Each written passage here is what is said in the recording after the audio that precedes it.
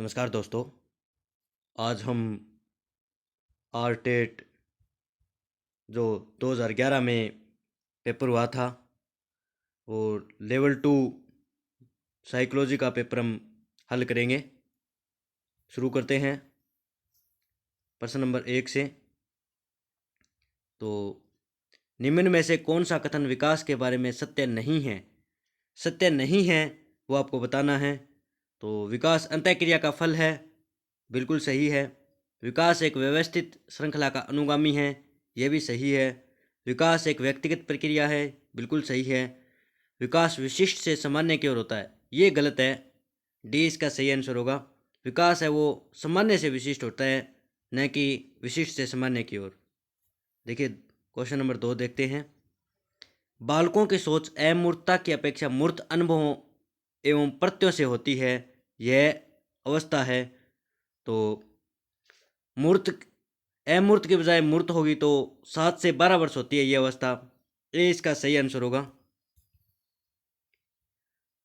Question number 3 देखिए। मानव विकास किन दोनों के योगदान का परिणाम है? तो मानव विकास है वो वंशक्रम और वातावरण का परिणाम है भाई, सी इसका सही आंसर होगा। देखिए क्वेश्चन नंबर 4 देखिए। निम्न में से कौन पियाजे के अनुसार बौद्धिक विकास का निर्धारक तत्व नहीं है? तत्व नहीं है वो आपको बताना है। अनुभव भी है और संतुलीकरण भी है, ये सामाजिक संचरण नहीं है भाई, ए इसका आंसर होगा। क्वेश्चन नंबर 5 देखिए। विशेष आवश्यकता वाले बच्चों को पढ़ाने के लिए निम्नलिखित में से कौन सी व्यू रचना अधिक उपयुक्त है? तो ये आपको बताना है कौन सी उपयुक्त है। अधिकतम बच्चों को सम्मिलित करते हुए कक्षा में चर्चा करना, विद्यार्थियों को सम्मिलित करते हुए अध्यापक द्वारा निर्देशन, सहकारी अधिगम और पीयर ट्यूटिंग सहपाठियों द्वारा अनुरीक्षण, अध्यापन के लिए योग्यता आधारित समूहीकरण। तो सी इसका आंसर होगा भाई, सबसे उपयुक्त सहकारी अधिगम और पीटर ट्यूटोरिंग है भाई। क्वेश्चन नंबर 6 देखिए। समस्या के अर्थ को जानने की योग्यता वातावरण के दोषों, कमियों एवं रिक्तियों के प्रति सजगता विशेषता है। तो ये किसकी विशेषता है भाई? तो ये सृजनशील बालकों की विशेषता है। आगे देखिए क्वेश्चन नंबर 7। एक कॉलेज जाने वाली लड़की ने फर्श पर कोट फेंकने की आदत डाल ली है। लड़की की मां ने उससे कहा कि कमरे के बाहर जाओ और कोट को खूंटी पर टांगो। लड़की अगली बार घर में प्रवेश करती है, कोट को हाथ पर रखकर अलमारी की तरफ जाकर कोट को खूंटी पर टांग देती है। यह उदाहरण है। तो यह किस चीज़ का उदाहरण है भाई? तो ये है श्रृंखलागत अधिगम का। श्रृंखलागत जो गुथरी ने दिया था, श्रृंखलागत अधिगम, ये उसका उदाहरण है। ये गुथरी के द्वारा दिया गया था। आगे देखिए क्वेश्चन नंबर 8। ये है बाह्य अभिप्रेरणा में समावेशित किया जाएगा। तो बाह्य प्रेरणा में क्या क्या समावेशित किया जाएगा? तो प्रशंसा और दोषारोपण बिल्कुल बाहरी है, प्रतिद्वंदता बिल्कुल बाहरी है, पुरस्कार और दंड बिल्कुल बाहरी अभिप्रेरणा है, और परिणाम का ज्ञान, ये चारों ही बाह्य प्रेरणा के परिणाम है। तो डी इसका सही आंसर होगा। देखिए क्वेश्चन नंबर 9 देखिए। जिस प्रक्रिया में व्यक्ति दूसरों के व्यवहार को देखकर सीखता है, न कि प्रत्यक्ष अनुभव के, को कहा जाता है। तो ये होता है सामाजिक अधिगम। जो दूसरों के व्यवहार को देखकर सीखता है उसे सामाजिक अधिगम कहते हैं। देखिए 10 नंबर। अधिगम निरोग्यता का लक्षण है। तो अधिगम निरोग्यता का लक्षण कौन सा है?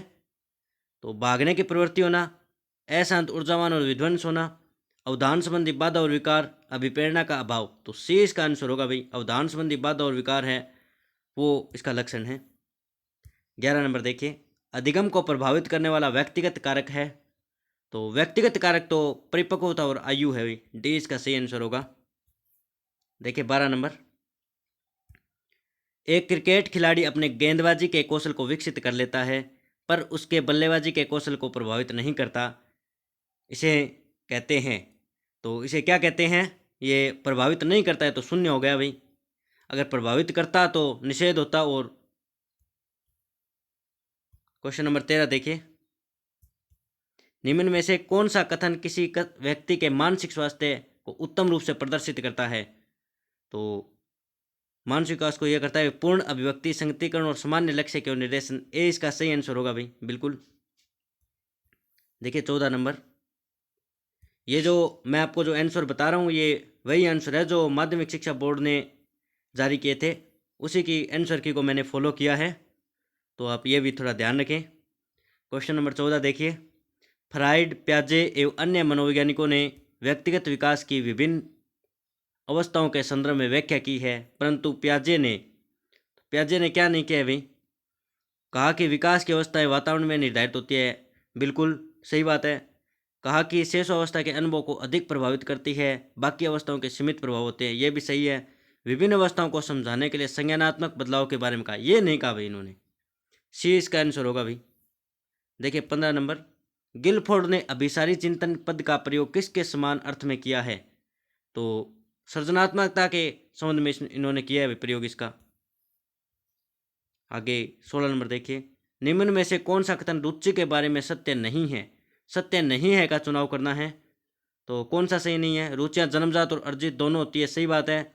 रुचियाँ समय के अनुसार बदलती रहती है, सही है। रुचियाँ योग्यता और अभिक्षमताओं से संबंधित नहीं होती है, सही है।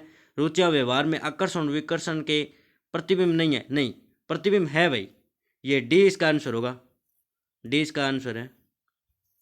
देखिए 17 नंबर, अभिवर्ती है, तो अभिवर्ती क्या है ये आपको बताना है। तो एक भावात्मक प्रवृत्ति जो अनुभव के द्वारा संगठित होकर किसी मनोवैज्ञानिक वस्तु के प्रति पसंदगी या नापसंदगी के रूप में प्रतिक्रिया देती है, बिल्कुल सही, यही है अभिवर्ती की परिभाषा, तो ए इसका सही आंसर होगा। 18 नंबर, व्यक्तित्व एवं बुद्धि में वंशानुक्रम की, तो ये माध्यमिक शिक्षा बोर्ड ने इसमें ए माना था, नाम मात्र की भूमिका है, लेकिन अगर अपने व्यवहार रूप से बात करें तो इसका आंसर बी होगा। तो माध्यमिक शिक्षा बोर्ड ने तो ए माना है भाई, ये भी आप ध्यान रखें, और मैं मेरे अनुसार इसका उत्तर बी मानता हूँ। इसके बाद, जिन इच्छाओं की पूर्ति नहीं होती उनका भंडार गृह निम्न में से कौन सा है, तो जिनकी पूर्ति नहीं होती वो तो इजी सा प्रश्न है, इदम होता है। इसके बाद 20 नंबर देखिए, रक्षा तंत्र बहुत सहायता करता है, तो किस में सहायता करता है भाई, ये दबाव से निपटने में सहायता करता है भाई। इसके बाद 21 नंबर देखिए, शारीरिक निरोग्यता वाले व्यक्ति के लिए निम्न में से कौन सी युक्ति रक्षा तंत्र में सबसे संतोषजनक होगी, तो अति कल्पना है वो इनके लिए सही होगी, ये संतोषजनक होगी, क्योंकि उनके शारीरिक नियोग्यता है तो वो कुछ अलग तो कर नहीं सकते, तो इस ऑप्शन में से ये अति कल्पना ये सही ऑप्शन आ रहा है। 22 नंबर देखिए, बालक प्रसंग बोध परीक्षण 3 वर्ष से 10 वर्ष की आयु के बालकों के लिए बनाया गया है। इस परीक्षण में कार्ड में प्रतिस्थापित किए गए हैं, तो लोगों के स्थान पर जानवरों को इसमें प्रतिस्थापित किया गया है। 23 नंबर देखिए, सृजनशीलता के पोषण के लिए एक अध्यापक को निम्न में से किस विधि की सहायता लेनी चाहिए, तो ये ब्रेन स्टॉर्मिंग और विचारवेश की सहायता लेनी चाहिए। 24 नंबर देखिए, ये आपको कथन सही नहीं है कौन सा, उसका चुनाव करना है। तो आवश्यकता वंचना की शारीरिक अवस्था नहीं है, नहीं ये होती है, ए इसका आंसर होगा भाई। अंतर्नोद आवश्यकता का मनोवैज्ञानिक परिणाम है, ये सही है। आवश्यकता अंतर्नोद समान नहीं है बल्कि समांतर है, ये भी सही बात है। मूल प्रवृत्तियां आंतरिक जैविक बल है, ये भी सही है। 25 नंबर देखिए, शिक्षा के अधिकार अधिनियम 2009 में एक बालक के लिए न्यूनतम कार्य घंटे प्रति सप्ताह निर्धारित किए गए हैं, तो कितने किए गए हैं भाई, 45 घंटे किए गए हैं भाई। इसके बाद 26 नंबर देखिए, शिक्षा का अधिकार अधिनियम 2009 में एक अध्यापक को निम्न में से किस दायित्व को पूरा करना होगा, तो विद्यालय में नियमित रूप से समय पर उपस्थित होना, बिल्कुल। पाठ्यक्रम का संचालन कर पूरा करना होगा, बिल्कुल सही बात। संपूर्ण पाठ्यक्रम का निर्धारित समय पर पूरा करना होगा, ये भी सही, तो डी इसका सही आंसर है भाई, डी इसका सही आंसर होगा। 27 नंबर देखिए, राष्ट्रीय पाठ्यचर्या रूपरेखा 2005 में शांति शिक्षा को बढ़ावा देने के लिए कुछ क्रियाओं की अनुशंसा की गई है। पाठ्यक्रम रूपरेखा में निम्न में से किसे सूचीबद्ध किया गया है, तो थोड़ा सा जूम इन कर देता हूँ, किसे की गई है भाई आप बता दीजिए। तो महिलाओं के प्रति आदर एवं जिम्मेदारी का दृष्टिकोण विकसित करने के कार्यक्रम आयोजित किए जाए, इसे किया गया है भाई सूचीबद्ध। 28 नंबर देखिए, राष्ट्रीय पाठ्यचर्या की रूपरेखा 2005 में बातचीत की गई है, तो ज्ञान स्थायी है, वह दिया जा सकता है, से ज्ञान का विकास होता है और इसकी संरचना की जाती है, ए इसका सही आंसर है। 29 नंबर देखिए, क्रियात्मक अनुसंधान का उद्देश्य है, तो क्रियात्मक अनुसंधान का आपको उद्देश्य बताना है। क्या है भाई क्रियात्मक अनुसंधान का उद्देश्य? तो नवीन ज्ञान की खोज, शैक्षिक परिस्थितियों में व्यवहार विज्ञान का विकास, विद्यालय व कक्षा की शैक्षिक कार्य प्रणाली में सुधार लाना, इनमें से सभी। तो सी इसका सही आंसर होगा भाई। नवीन ज्ञान की खोज इसका नहीं होता है, तो ये ऑप्शन नहीं हो सकता डी। तो देखिए अंतिम प्रश्न ये लिखा है, थोड़ा सा इधर कर देता हूँ। राष्ट्रीय पाठ्यचर्या रूपरेखा 2005 के अंतर्गत परीक्षा सुधारों में निम्न में से किस सुधार को सुझाया गया है? तो ये सुझाया गया है भाई खुली परीक्षा, बिल्कुल सही।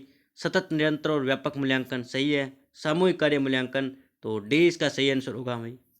इससे पहले भी ये श्रृंखला लगातार जारी है। आरटेट 2011, 12, रीट 2015 और 18 के भी पुराने पेपर मैंने हल करवाए हैं। अगर आपने वो नहीं देखे हैं तो मैं डिस्क्रिप्शन में उनका लिंक दे दूँगा, आप देखिए। और जो भी ज़रूरतमंद है उसके साथ शेयर ज़रूर कीजिए, जिससे कि ये हमारी श्रृंखला है वो चलती रहे और सहयोग की जो प्रक्रिया है वो लगातार जारी रह सके। धन्यवाद।